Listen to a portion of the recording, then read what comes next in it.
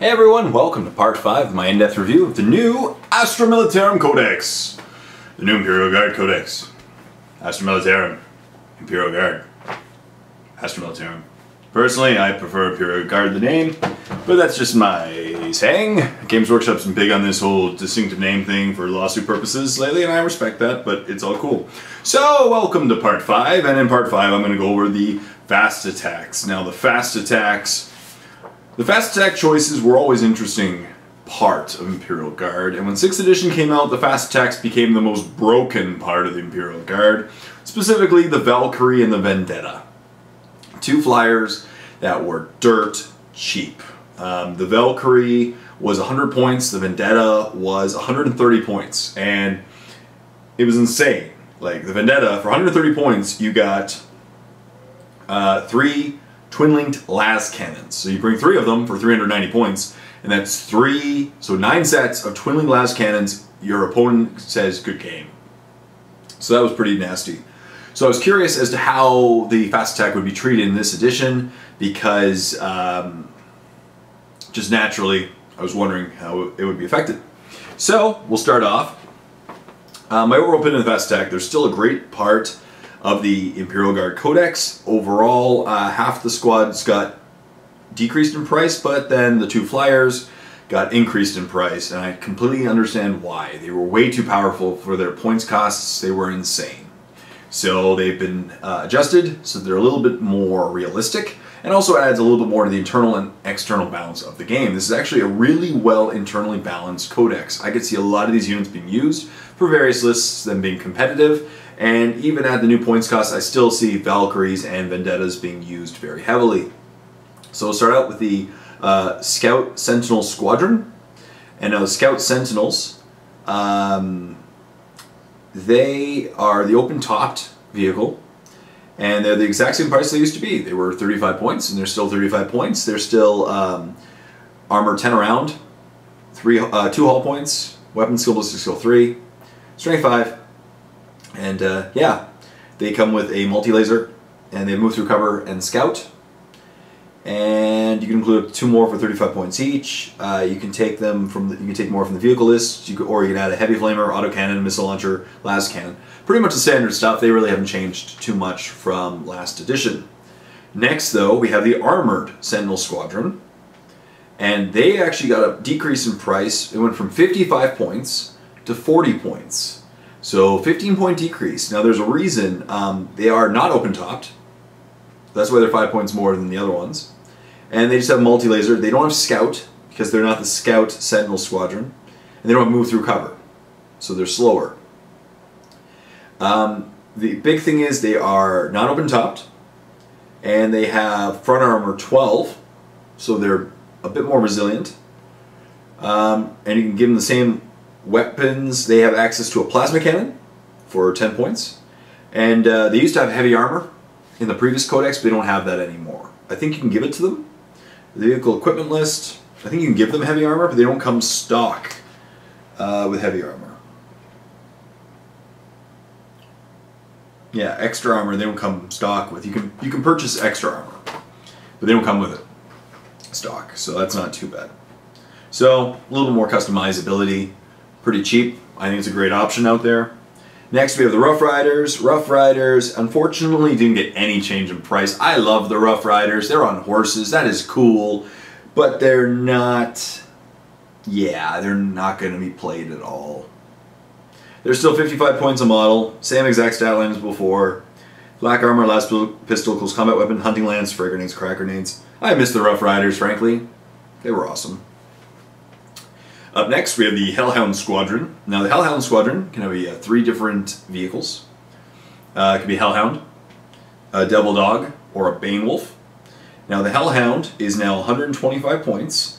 The Hellhound went down 5 points, so that's pretty nice. The Hellhound has a heavy bolter and an Inferno cannon. All these vehicles are 12, 12, 10, 3 hull points, 3 ballistic skill, and they're all tank and fast. Next is the Devil Dog, 135 points. It used to be 120, so it's went up about 15 points, but it's also because it has a Melta-Cannon. And the Melta-Cannon is, I remember the stat line, but it was pretty awesome. The Melta Cannon is 24 inches, strength 8, AP1, heavy 1, blast Melta. That's why it went up 15 points, because it's awesome.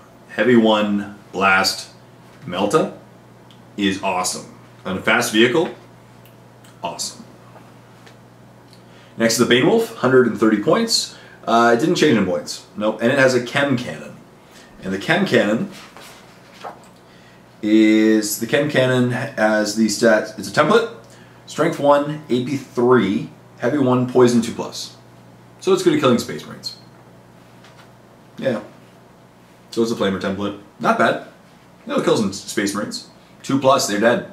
So that's pretty nasty too. I definitely see a Banewolf being used in the fast attack choices, because you just one up and go, dead. Awesome stuff. You can also get a heavy flamer for free, or a multi-melter for 10 points. Can replace this heavy bolter, sorry, with the multi-melter. Up next, we have the 2 flyers. As I mentioned, the flyers were pretty broken. You gotta admit it. For their price costs, they were broken. The Valkyrie, 125 points. It used to be 100. Got him 25 points. To me, that is still a very, very well-priced flyer. It's still 12, 12, 10, 3 hull points. It's a flyer, hover, transport. It has a carrying capacity of 12 models, grab, shoot, and surgeon, so you can drop your guys while flying. It's pretty cool stuff. Multi-laser, 2 all-strike missiles, extra armor, searchlight, and has a bunch of options. And you can go up to 2 Valkyries for under 25 points a model. So not bad in the end. You know what? That's not bad. As I said, it's a little bit more expensive, but it's way more balanced, and it is a good price increase in my opinion, because those things were broken at that cost. It was really underpriced. So it brings it more in line. You know, it's still a very good price, and I'd still see them being used. But of course, up next is the Vendetta, where you could take 9 Vendettas, 27 twin-link glass cannon shots, insane. 130 points each in the old codex. They've gone up to 170. Once again, I would have placed them around 160, 170. So this isn't a terrible price in my opinion, because they're still well worth their price increase. You can still bring 9 of them, and maybe some base infantry. 2,000 points, you can easily get 9. So that's crazy. And then once again, they're 12 around, ballistic skill 3, 3 twin-link glass cannons, extra armor, searchlight. You include up to 2 more Vendettas, 170 points per model. So that's it. Once again, I could see them, I know why they raised the prices, and I'm actually kind of glad that they did. Games Workshop, they did a good job of balancing the codex. Obviously, the 2 flyers were way too underpriced in the previous edition, and I don't feel at all, this is just my opinion, but I don't think they're still overpriced. I think 170 points for 3 twin-link glass cannons on a flyer is a great price. It's still not bad. Maybe 160 would have been my points cost I would have put it at. But 170, still not bad. I think it's worth it. I still think it's going to be a well-taken army. So, yeah, that's my summation of the fast attack choices. Overall, as I said, not a whole lot of changes. Armor Sentinel Squadron got slightly cheaper, but no extra armor. You have to purchase it. But they're, you know, not bad at all. Rough Riders, no change. Scout Sentinel, no change. Hellhound Squadron, mostly cheaper, one more expensive, but they're still a really good option for taking your stuff. And then the Flyers, which are always a great option in 6th edition 40k, and I think they're more appropriately costed. If you disagree with me or agree with me, leave comments in the comment section down below. Also like the video and subscribe to my channel if you already haven't done so. It will really help a lot. Stay tuned for the last part where I will be going over the heavy support choices as well as my final thoughts on this codex. But so far, I like what I'm reading.